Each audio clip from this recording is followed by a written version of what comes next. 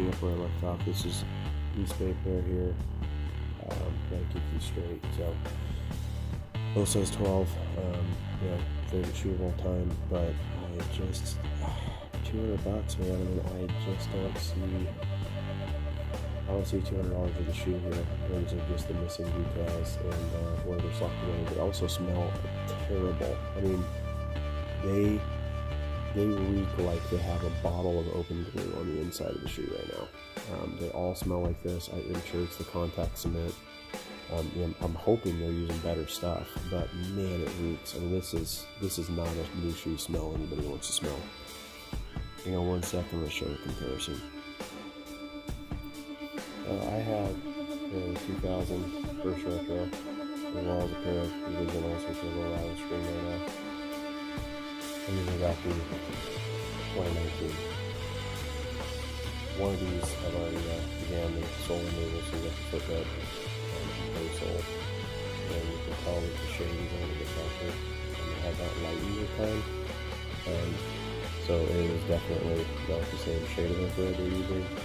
I'd say they got really close with this. It's a little overly bright, but it's not repulsively different. And the Jumpman and the toggle are really, really close. And these are technically deep infrared, so they're supposed to be darker anyway. And I would say they are. The toggles and the Jumpman is where it really stands out. But the paint on the midsole is also a little darker. You get the Nike Air in reverse. It's infrared on black. And they probably started with a brand new last because these have a really slanted back toe, which is more common on 5s and 4s. It was not the way it was on originals. You can see right here, they don't have these very stuffed, just got enough to keep shape in there. And they have a very slanted back toe. I would say based on the original, you see a pair of 91s, a very tall toe. But the toe is actually pretty upright at the front. It definitely has a very upright style, and I think that was mimicked very well with the 2019. I think the general shape of the shoe is actually closer to original than ever, but they just really botched the materials, except for the reflectivity behind the panels. And I'm not even talking about the Durabuck difference, because this is Nike's version of Durabuck here. This is actual licensed old school Durabuck, and this company is no longer in business. And Nike used to actually license and borrow this, pay for it effectively, use the raw material to make their shoes out of, and then they back wrapped it in what I believe is a form of leather. And this is used so often on Nikes that it reminds me of a couple belts I've had that eventually they don't hold up to weather very well, but it's like a stiffer kind of a belt leather, lower end belts, I would say, not like a pliable tumbled leather belt or thicker leather, but it very much reminds me of that. This material has never been reproduced on any retro version of the shoe. Obviously the midsoles are cracked, and really the paint isn't super great on these. I mean, there are some sections like right here that despite the cracks and all, they're not painted super well. The other side, I mean, you see a lot of foibles here, but this is made in 1990. You know, these were released in 91. Tag is buried in there. You got the original insole with the very bright infrared, the Nike Air upside down there, but God, the tag is really hard to get to. These were made in 91. Between June and August of 91. I don't know if you can see that. It's pretty hard to get the camera to focus, but get the light on it. Anyway, the key differences here is that this piece, this pocket, is actually underneath this back wrap, and yet it's the same material.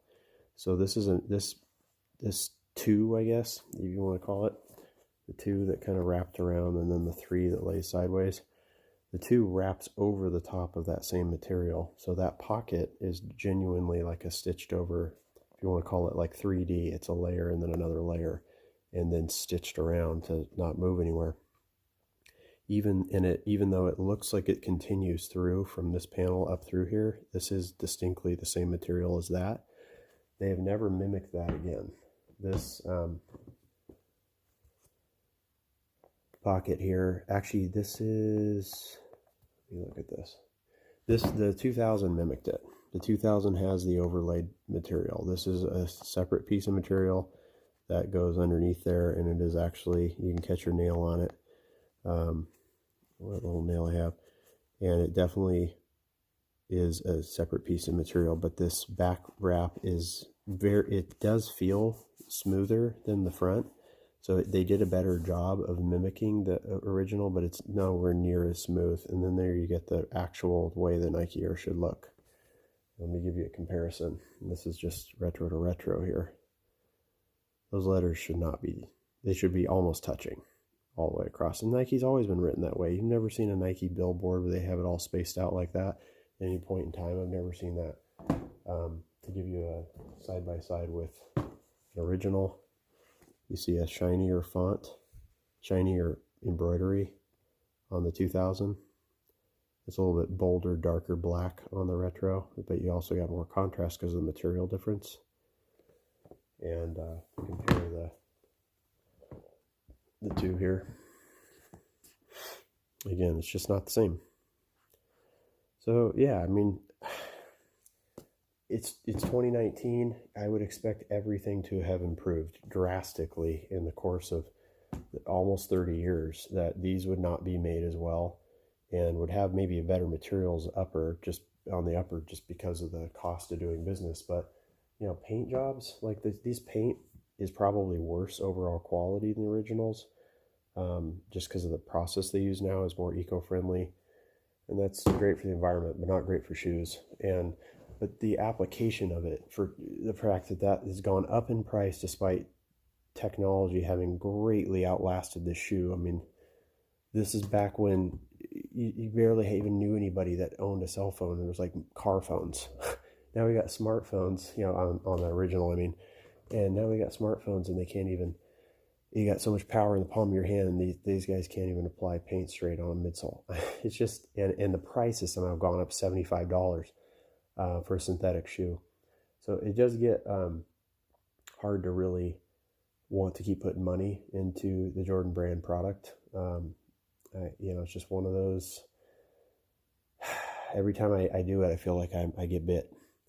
Like it wasn't worth it. One other really key difference I do want to share, there are a bunch of notable things. One is actually that this tongue is wrapped with nylon, which I find really cool. That it basically is piping like a pair of Air Max 1s or OGs. So it's got that nylon wrap all the way around it. You can see it on the back.